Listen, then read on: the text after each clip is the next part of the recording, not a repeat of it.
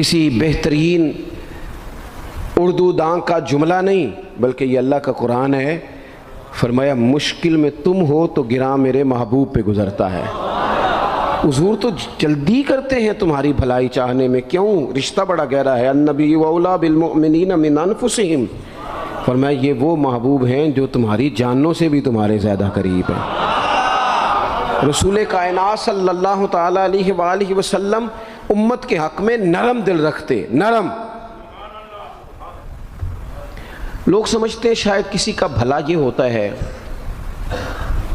اس کو 4 پیسے دے دیے جائیں، شاید اس کا بھلا یہ ہے کہ اسے نوکری پہ لگوا دیا جائے، شاید بھلا یہ ہے کہ اس شخص کو اگر کسی وہ مشکل میں آ گیا ہے تھانے کچہری کے معاملے میں تو وہاں اس کو سہولت دلا دی جائے، آسانی کر دی جائے، کسی کو مضبوط کر دیا جائے، تو یہ اس کے ساتھ بھلائی ہے۔ میرے رسول پاک صلی اللہ تعالیٰ علیہ وسلم نے بتایا کہ میں نہ مکارم اخلاق کی تکمیل کے لیے آیا ہوں، میں تمہارا وہ نفع کرنے آیا ہوں کہ تمہارا دل ساری جگہوں سے ہٹا کے رب رسول کی طرف مائل کرنا ہے، تمہاری طبیعتوں کے اندر جو سختی ہے اسے نرمی میں بدلنا ہے، تمہارے مزاجوں کے اندر جو بے لگام خواہشات ہیں انہیں شریعت اسلامیہ کی پابندی کی لگام دینی ہے۔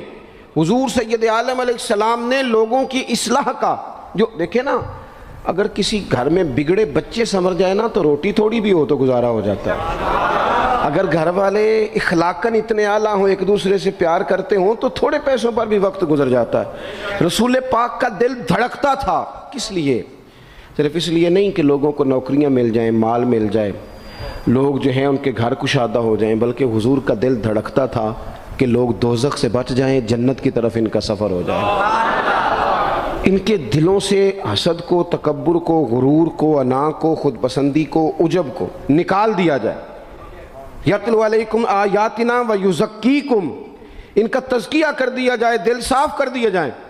رسول پاک صلی اللہ علیہ وسلم احساس کے ساتھ جاتے ہیں۔ ہمارے ہاں نا تبلیغ ہوتی ہے لیکن اس میں درد نہیں ہوتا، اللہ ماشاء اللہ اچھے لوگوں کی بات نہیں کرتا۔ لو میرے جیسے آدمی نے تقریر کرنی ہے، گھنٹہ گزارنا ہی ہے، تو پھر بعض اوقات نفس کی خواہشیں غالب ہوتی ہیں تو وہ اصلاح سے زیادہ شوق داد لینے کا غالب آ جاتا ہے۔ وہ آپ کو پتہ ہے نا، وہ ہمارے ہاں پھر وہ نقیب محفل بیچارہ کبھی بھاگ کے ادھر چلا جاتا ہے، کبھی بھاگ کے ادھر آتا ہے، کہتا ہے میں نے جملہ دینا ہے۔ اب وہ ایسے لگتا ہے جملہ نہیں دینے لگا، کوئی ایٹم بم دینے لگا ہے جس میں اتنی اسے پریشانی، ایک جملہ کہنے لگا ہوں، سنبھال کے رکھنا، ضائع نہ کرنا، یہ نہ کرنا۔ وہ تو جملہ رہنے دے، تو آیت دے ہمیں کوئی قرآن پاک کی، تو ہمیں کوئی حدیث پاک سنا، تو سادی سی بات کر، یہ تو مطلب۔ اور پھر وہ داد کا اتنا شوق کہ جب تک سارے ہاتھ نہ کڑھیں، جب تک شمال جنوب والے نہ بول پڑیں تب تک بات نہیں ہوگی۔ یہ کیسی بات ہوئی؟ اصلاح کے اندر تو آپ کا درد آپ کی زبان سے زیادہ اثر رکھتا ہے۔ اقبال کہنے لگے کہ بات جو دل سے نکلتی ہے اثر رکھتی ہے، پر تو نہیں، پر طاقت پرواز مگر رکھتی ہے۔ وہ تو اڑتی ہے، وہ تو اس کی تو پذیرائی ہوتی ہے اگر بات دل سے نکل رہی ہے تو۔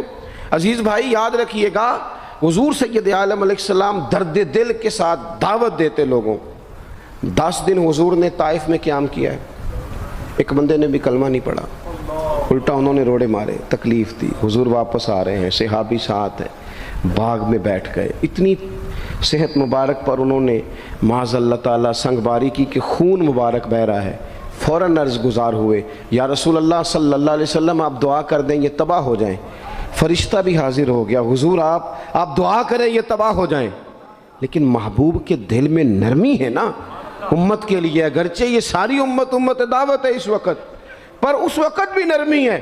محبوب کریم علیہ السلام نے ہاتھ اٹھائے، صحابی کہتے ہیں میرے دل میں خیال آیا اب یہ تباہ ہو ہی، میری طرف دیکھیں جی، اب یہ تباہ ہو ہی جائیں گے، اب کوئی نہیں بچا سکتا انہیں تباہ ہونے سے۔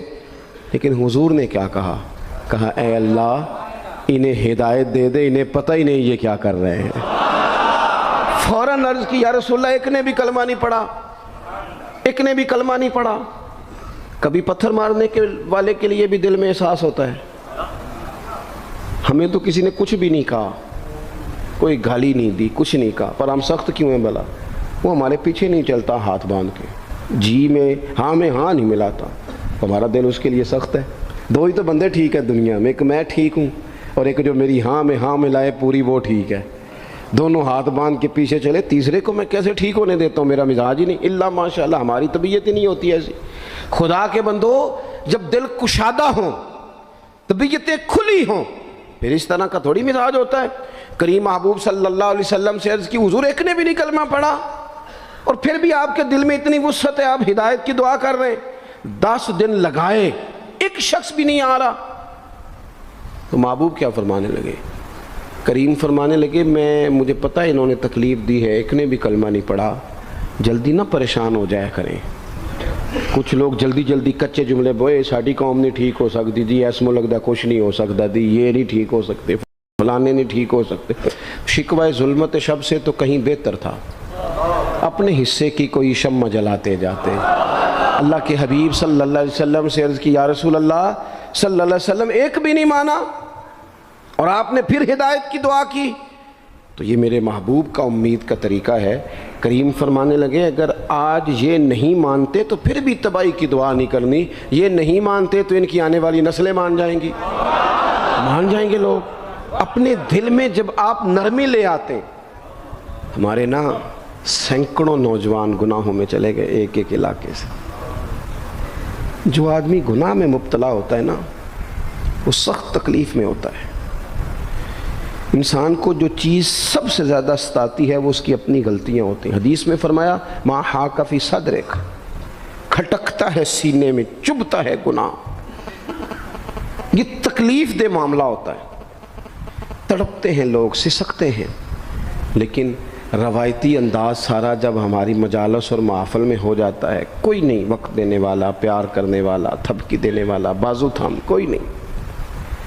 ایک تقریر وہ ہے جو میں آپ سے کرتا ہوں، بس ٹھیک ہے گھنٹہ گزارنا ہے تو وہ بھی کئی میری طرح کے لوگ ہیں جو جمعرات کو فیصلہ کرتے ہیں سویرے کیا بیان کرنا ہے. حالانکہ میری طرح کے جو چھوٹے ہیں وہ ہفتے سے ہی تیاری شروع کر لیتے ہیں تاکہ کچھ غور فکر کر کے قوم کے سامنے رکھا جائے ضروری. اب ایک تقریر میں آپ سے کرتا ہوں، سمجھانے کے لیے عرض کرتا ہوں. ایک تقریر ایسی ہے جو خطیب صاحب آپ سے کرتے ہیں اور خدا نہ خواستہ اللہ تعالیٰ معاف کرے صرف سمجھانے کے لیے، اگر ان کو پتہ چل جائے کہ ان کا بیٹا کسی غلطی میں مبتلا ہو گیا تو پھر بھی اسی طرح ہی داد و تحسین کے لیے لش پش کر کے تقریر ہوگی؟ نہیں، پھر یہ انداز نہیں ہوتا.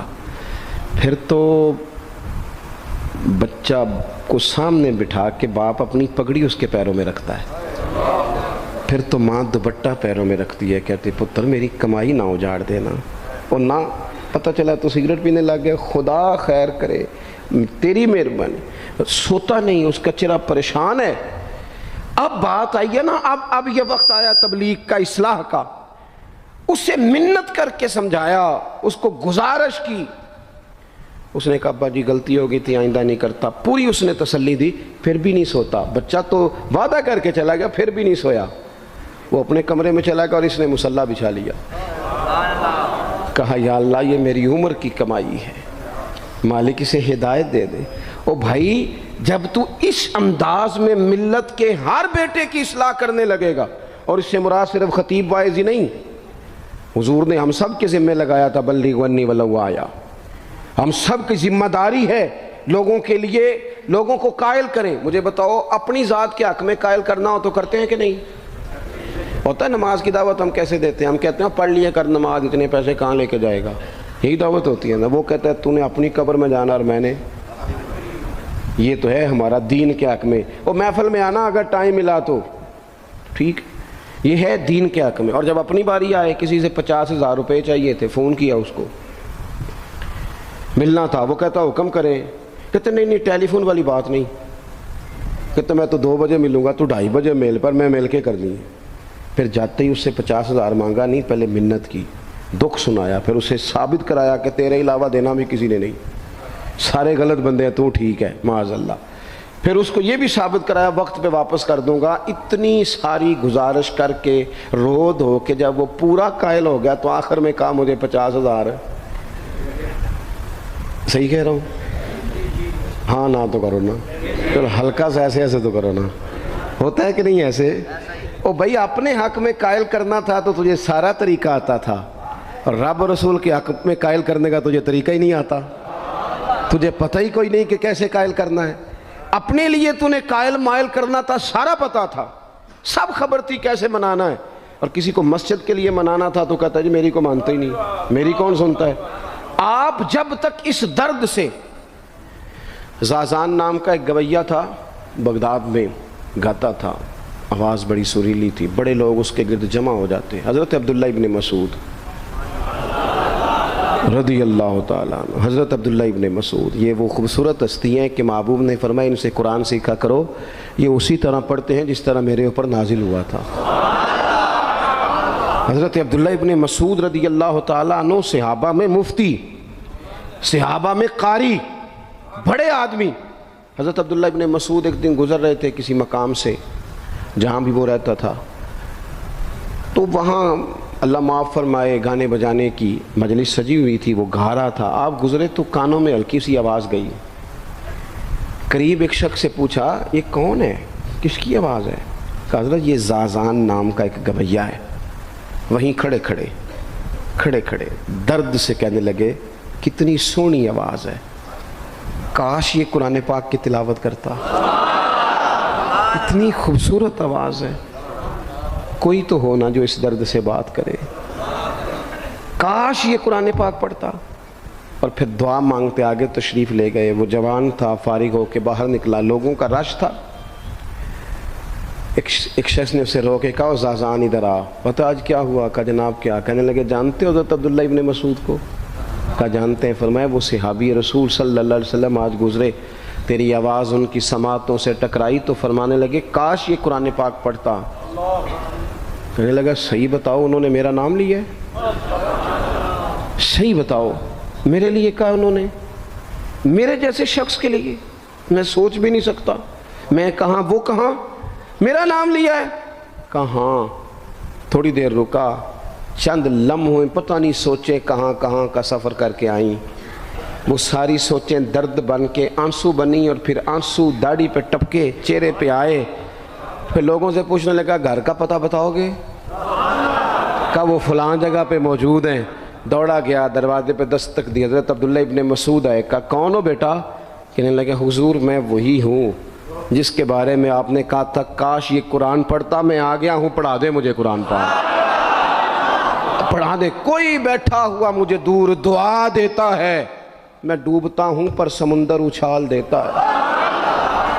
کسی سے تو آپ پیغام حق کہیں، کسی کو تو دعوت خیر دیں، یہ سب سے بڑا بھلا ہے۔ اگر کسی بد اخلاق کو با اخلاق کر دو گے نا، اس کی بیوی سکون میں آ جائے گی، اس کی ماں آرام سے سونے لگے گی، اس کا باپ کہے گا وہ حد ہو گئی، میرا پتر ٹھیک ہو گیا ہے، تمیز سے بات کرنے لگا ہے۔ بچے پریشان ہوتے ہیں، بچے، میں بیٹھا تھا کھانا کھا رہا تھا گھر میں، تو میرے گھر والے کہنے لگے مدرسے کا کوئی بچہ باہر ہے بڑا سخت رو رہا ہے۔ میں نے بلاؤ، کسی استاد نے ڈانٹ دیا ہوگا، تو بچہ میرے پاس ہے تو اس کا وجود کانپ رہا تھا۔ میں نے کہا پتر کیا ہوا؟ کہنے لگا پیر صاحب وہ میری امی تھے ابو کار پھر پہ لڑ دینے، کرو فون آیا ہے۔ تو میں نے کہا بیٹا پریشانی کی کیا بات ہے؟ کہنے لگے بڑی سخت لڑائی ہوتی ہے، میرے والد میری اماں کو مارتے، پھر ہم سارے بہن بھائی نا چارپائیوں کے نیچے چھپتے ہیں، تو وہ دور ہیں اس وقت، تو 1.5 گھنٹے کا فاصلہ ہے، دور ہے میرا گھر، پر پتہ نہیں ہمارے گھر کیا ہو جائے گا۔ پیر صاحب آپ دعا مانگے نا، آپ دعا کریں نا۔ اس بچے کی کیفیت اور اس کے اوپر چھائی ہوئی آزمائش اور اس کے طبیعت میں اسے دیکھ کے میرے آنسو نکل گئے۔ کچھ دنوں کے بعد میں نے اس کے باپ کو بلایا، میں نے کہا خدا کے بندے، تیری انا اور تیری بیوی کی انا اتنی سخت ٹکراتی ہے کہ تیری اولاد پیس کے رہ گئی، کاش تو رسول اللہ کی اس صفت سے آگاہ ہوتا کہ خدا کے بندوں کو معاف کر دو اللہ تمہیں معاف فرما دے گا۔ کاش تمہارے اندر وہ کیفیات ہوتی، تمہارے بچے میلوں دور رہ کے بھی تڑپتے ہیں کہ جانے گھر میں، کیوں؟ اس لیے کہ گنجائش نہیں دلوں میں، کوئی اخلاقی تعلیم نہیں۔ ہم نے اپنے گھروں کو خود اپنے ہاتھوں سے اتنا آزمائش کا گھڑا بنا لیا ہے، لڑائیاں جھگڑے مصیبتیں، کیوں؟ کہ پیسوں کی تو تبلیغ روز ہوتی ہے کہ کمانے چاہیے، مال کی تبلیغ تو روز ہوتی ہے، درد نہیں بٹتا، اخلاق کی بات نہیں ہوتی۔ اور سجنوں، ہمارا غریب گھر تھا، پر میرے ابا جی جب گندم کا سیزن ختم ہوتا گھر میں لے کے آتے تو ہمارے گھر کے سین میں کھڑے ہو کے فرماتے لو پتر کسی دا گھر وال نہیں تکنا میں دانے پاتے نے پھڑو لیتے تو تہاڈی ماں نے اچار پا دیتا ہے اب پرواہ نہیں. اس سادگی کے ساتھ اس آسانی کے ساتھ گزارا ہوتا تھا. میں نے ایک دفعہ کہا, میں نے کہا ابا جی لوگ بڑا بڑا پیغام دیتے ہیں پیسے کماؤ پیسے, آپ نہیں دیتے پیغام. چلیں یہ بتا دیں کوئی شے پسند نہیں کھانے میں؟ کہنے لگے بیٹا بھوک لگی ہو تو ہر شے پسند ہو, نہ لگی ہو تو نخرا ہی نخرا. اگر طلب ہوگی تو یہ بھی تمہیں نفع دے گا, لیکن اپنے گھر میں سکون رکھنا, اطمینان رکھنا, اس ٹینشن سے اپنے ایک دوسرے کو اخلاق کا سبق پڑھائیں, دلوں کی نرمی کا درس دیں, تھوڑی سی کوشش کریں جس سے ہمارے گھر بچ جائیں. اور اگر کوئی بندہ گناہگار نظر آئے تو اس پر تنقید نہ کریں, تنقید نہ کریں. مجھے صحیح بتانا, دل پہ ہاتھ رکھ کے. خدا نہ خواستہ کسی کا بچہ بچی معاذ اللہ, اللہ بچائے سب کو, بگڑ جائے تو کیا وہ چوک میں کھڑے ہو کے چسکے لے لے کے بتائے گا کہ بچہ میرا بگڑ گیا؟ بولو سارے بولو جلدی سے. تو پھر پڑوسیوں کا بچہ بگڑا ہے تو پھر چسکے کیوں لیے؟ گلی میں کسی کی بیٹی سے معاذ اللہ خدا نہ خواستہ کوئی ایسی غلطی ہو گئی تو جگہ جگہ باتیں کی, تیاں سانجیاں نہیں ہوندیاں. اپنے بچے کے بارے میں جب تو کہتا ہے چھپ جائے بات, دیکھنا. حضرت سیدنا جنید بغدادی کہتے ہیں میرے ماموں تھے حضرت سری سختی, میں اپنے ماموں سے ہی بیعت تھا, انہی کی خدمت میں رہتا تھا. فرماتے ہم جا رہے تھے, ایک دن انہوں نے چھڑی پکڑی ہے, ایک ہاتھ میں مجھے تھاما. تھوڑا آگے گئے تو رش تھا, چند لوگ کھڑے تھے. تو حضرت سری سختی مجھ سے کہنے لگے جنید دیکھ تو صحیح رش کیوں ہے. تو میں گیا تو ایک نوجوان شراب پی ہے, معاذ اللہ نشے میں دھت لیٹا ہے, ارد گرد لوگ کھڑے, اور وہ چونکہ پوری طرح اس پر نشہ غالب ہے تو اول فول باتیں کر رہا ہے, لوگ بھی اس کے ساتھ جو ہے وہ ہنسی مذاق کر رہے ہیں, اس کا مذاق اڑا رہے ہیں, رش ہے. میں نے آگے کہا حضور دفع کریں, ایک شرابی لیٹا ہے, لوگ بھی مذاق اڑا رہے ہیں اور بس ایسے شغل لگا ہوا ہے. سارے لوگ تماش بین نہیں ہوتے. ہاں حضرت فرمانے لگے نہیں جنید ایسے کیسے چلے جائیں, چل نہ مجھے لے چل. کہتے ہیں بوڑھے شیخ, ہاتھ میں نے تھاما تو وہاں لے گیا. حضرت نے لوگوں کو ڈانٹا چلو دوڑو. پرانے زمانے میں لوگ بزرگوں کی حیا کرتے تھے, سب لوگ وہاں سے چھٹ گئے. کہتے ہیں مجھے فرمانے لگے جنید جا پیالے میں پانی لا. کہتے ہیں میں ایک پیالے میں پانی بھر کے لایا, انہوں نے اپنے بوڑھے ہاتھوں سے اس کا منہ دھویا, اس کے چہرے پہ پانی ڈالا, اس کا منہ صاف کیا, پھر اسے کھڑا کیا, اسے گھر بھیجنے کو کہا. کہتے ہیں وہ وہیں ایک کونے میں سائیڈ پہ ہو گیا تو حضرت نا منہ دھو کے نا تھوڑی دیر چپ کر گئے. پھر 2-3 لمحے گزرے تو ان کی آنکھوں میں زور زور سے آنسو ٹپکے اور ہاتھ اٹھا کے کہنے لگے مالک میں تیرا کمزور بندہ ہوں, میں منہ دھو سکتا تھا, میں دل تو نہیں نہ دھو سکتا. جو میرے اختیار میں تھا میں نے کر دیا, باقی تو مقلب القلوب ہے, کر نہ کرم. یہ کسی ماں کا بیٹا ہے, کسی خاتون کا شوہر ہے, او بھائی جو نشے پہ لگ جائیں ان کے بچے باپ کے ہوتے ہوتے یتیموں جیسی زندگی گزارتے ہیں, لوگوں کے مانگ کے کپڑے پہنتے ہیں.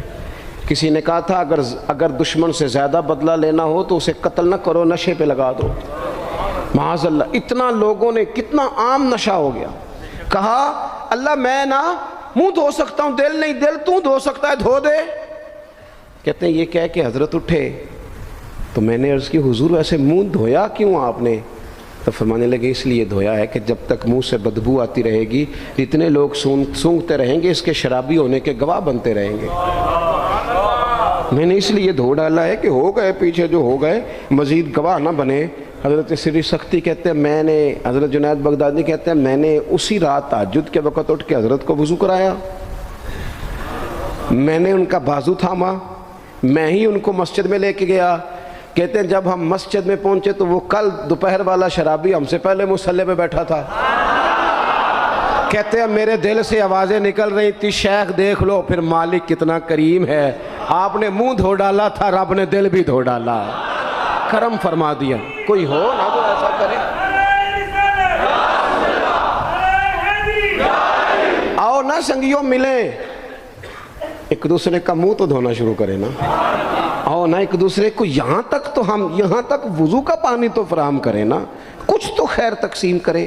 اخلاق کی تربیت کا میں دیکھتا ہوں ہمارے وطن میں اضطراب ہے, بے چینی ہے, اس طرح کا ماحول بنایا گیا ہے کہ لوگ ایک دوسرے کے حق میں سخت ہو گئے ہیں، مزاجوں میں تلخیاں ہیں، لڑتے جھگڑتے ناراض ہوتے لوگ، بگڑتے کوستے ڈانٹتے شکوے کرتے لوگ۔ شکوہ جو ہوتا ہے نا یہ بندے کو بے چین کر دیتا ہے، شکر بندے کو سکون میں مبتلا کرتا ہے۔ شکوے آزمائشیں اپنے دلوں میں وسعت لائیں، ایک دوسرے کو اصلاح کی طرف لائیں، ایک دوسرے کو پیغام دیں، ایک دوسرے کی تربیت کریں، تھوڑا سا حوصلہ، تھوڑا سا صبر، تھوڑی سی گنجائش اپنی طبیعتوں میں پیدا کریں۔ اپنے بچوں پر سب سے زیادہ نگرانی یہ کریں کہ ان کا اخلاقی معیار کیا ہے۔ اگر میں اور آپ خدا نہ خواستہ بچوں کو صرف یہ تربیت دیں گے نا کہ وہ پیسہ پیسہ پیسہ پیسہ، شادیاں بھی پیسے دیکھ کے کریں گے، تو یاد رکھنا پھر ایک دن وہ یہ بھی کہیں گے کہ ابا کاش تم کو ڈھابے کا کام کرتا تو آج ہمارے پاس بھی پیسے ہوتے۔ پھر باپ سے بھی پیسوں کا ہی مطالبہ ہوگا، پھر لوگ ماں باپ بھی پیسوں کے لیے چھوڑ کے چلے جاتے ہیں۔ پھر جب آپ نے تربیت ہی جس چیز کی تھی تو نتیجہ بھی تو وہی برآمد ہوگا۔ یہ تو نہیں ہو سکتا کہ بندہ بیج کوئی اور لگائے اور درخت کوئی اور نکلے، یہ ہو نہیں سکتا۔ اگر ہم اپنے باپ سے روز جھگڑا کریں گے 5 مرلے کے لیے تو یاد رکھنا پھر ہمارا بیٹا 1.5 مرلے کے لیے بھی جھگڑا کرے گا، پھر معاملہ اس طرح کا مرتب ہوگا۔ ایک دوسرے کو اخلاقی پیغام دینا ضروری ہے۔ آخری بات آپ کی خدمت میں یہ عرض کرنی ہے اور یہ میری خواہش ہے کہ آپ اس پر زیادہ توجہ کریں گے انشاءاللہ۔ آپ سارے ویڈیو بنائیں، مجھے کوئی اعتراض نہیں، پر مہربانی کریں دیکھیں تو میری طرف نہ۔ جب آپ لائیو چلاتے ہیں تو پھر اسی کو دیکھتے ہیں، وہ پھر کہتا ہے کہ یہ کمنٹس آ گیا تو دوسرا آ گیا۔ اللہ کرے میری بات آپ کے دل میں اتر جائے، آپ تھوڑی سی توجہ کریں میں کیا عرض کرنا چاہتا ہوں، غور کریں میرے بھائی۔ ملک میں نا مہنگائی تیزی سے عروج پکڑ گئی ہے، اور مہنگائی جب ہوتی ہے نا تو امیروں نے تو مال بیچنا ہوتا ہے تو ان کا دگنا ہو گیا تو وہ تو اور امیر ہو گئے، غریبوں کے لیے مشکلات بڑھ گئی ہیں۔ جو طبقات بیچارے تنخواہ دار تھے، کمزور تھے، میری طرف دیکھیں جناب، وہ اور کمزور ہو گئے۔ ہمیں زیادہ تو نہیں لیکن اتنا ضرور کرنا چاہیے۔ یہ قرآن پاک دے دیں جی، مجھے دے دیں، لے لیا تشریف رکھیں آپ۔ عزیز بھائی تھوڑا سا نا، زیادہ نہیں، 3 لوگ مل کے ایک غریب آدمی کا خیال تو رکھ ہی سکتے ہیں نا، لیکن غریبوں سے بھی عرض کروں گا سہارا بندوں کو نہیں بنایا کرتے، سہارا رب رسول کو بنایا کرتے۔ کسی سے تھوڑی سی مدد لینا تو ٹھیک ہے، چلو آگے جانے کے لیے تھوڑا سا سہارا لے لیں کہ اب مشکل ہے تو یہ کراس نہیں ہو رہا رستہ، تھوڑا سا سہارا تو لے لیں، لیکن جو لوگ مستقل سہاروں پہ آ جاتے ہیں ان کا تو پھر اپنی طاقت ہی ساری ختم ہو جاتی ہے۔ گردن کو جھکا دیتا ہے خیرات کا پتھر، جہاں میں مانگنے والوں کے سر کبھی اونچے نہیں ہوتے۔ تھوڑی سی ہم نے ایک دوسرے کی مدد کرنی ہے۔ جو لوگ زیادہ مالدار ہیں ان سے میری گزارش ہے کہ تھوڑے سے خرچے کم کر لیں، اپنے ہاتھوں سے تقسیم کریں۔ یہ چھوڑ دیں کہ وہ میرے چچا کے جو بیٹے ہیں وہ میرے ساتھ اچھا سلوک نہیں کرتے، وہ فلانے ہیں، وہ ان کا سلوک اگر وہ کریں گے تو اللہ سے اجر لیں گے۔ آپ اگر ان کو محسوس کرتے ہیں نا وہ غریب ہیں، ماموں کے بیٹے، چچا کے بیٹے، گلی والے، محلے والے، تو تھوڑا تھوڑا کر کے اپنے بھائیوں کی مدد کرنی شروع کریں۔ دیکھو عید پہ کپڑے تھوڑے لے لو نا، ویسے بھی سوٹ کی ضرورت تو صرف عید پڑھنے کے لیے، بعد میں تو کپڑے بدل کے گوشت کرتے ہیں، تو بچے ویسے سوئے رہتے ہیں سارا دن۔ تھوڑی سی نا اپنے اضافی خرچے کم کریں۔ غربا کی تھوڑی، یہ عید گزری تھی نا چھوٹی تو شادیاں شروع ہو گئی تھیں، میرے پاس لوگ بہت زیادہ آتے ہیں، چونکہ نیک آدمی سمجھ کے اچھا گمان کر کے لوگ دعاؤں کے لیے کہتے ہیں، تو ان کے دکھ سن کے نا تو کئی دفعہ سوچتے ہیں کہ یار یہ جو امیروں نے اتنے مہنگے مہنگے ہوٹلوں میں روٹیاں کھائیں، اتنی مہنگی مہنگی گاڑیاں پجارو، یہ اللہ کے حضور جواب بھی تو دینا ہے نا۔ ہم نے ایک دوسرے کا خیال چھوڑ گئے، 2-4 باتیں سوچ کے نا، وہ جی اس کے گھر میں 3 لوگ ہیں، کام کیوں نہیں کرتے ہیں؟ خدا کے بندے کرتے ہیں کام، لیکن محنت سے نہیں ملتا، خدا کے فضل سے ملتا ہے۔ تیرے اوپر فضل ہے، تجھے اب باتیں آتی ہیں، لیکن کئی دفعہ سارے بھی کریں تو رزق جب ہی آتا ہے جب رب چاہتا ہے۔ ایک تو وہ لوگ ہیں جو ہاتھ پھیلا کے مانگ لیتے ہیں، ایک سفید پوش ہوتے ہیں، لا یسألون الناس الحافا، جو لپٹ لپٹ کے سوال نہیں کر سکتے۔ ان کو دیکھیں، بالخصوص اپنے بہن بھائیوں میں، قریبی رشتہ داروں میں، پڑوسیوں میں تھوڑی تھوڑی لوگوں کی مدد کریں، اور اپنے خرچے بتدریج کم کریں۔ خواہش تو بچوں کی طرح ہوتی ہے، ایک خواہش پوری کریں تو دوسری پیدا ہو جاتی ہے۔ دوسری پیدا کریں تو 4 خواہشیں اور کھڑی ہیں. یہ نفس تو بچے کی طرح ہے, اپنی خواہشات تھوڑی کم کر کے. یہ حکومتوں سے آپ امید نہ رکھیں. ہمارے ملک میں جتنی سیاسی جماعتیں حکومتیں کر چکی ہیں یا کر رہی ہیں, ان سے کوئی توقع نہیں. یہ بیچارے تو اپنے جھگڑوں سے ہی باہر نہیں آتے. انہیں کیا خبر کہ قریب کہاں بستا ہے. جب تک بندہ وہاں سے ہو کے نہیں نہ گزرتا جو اصل جگہ ہے.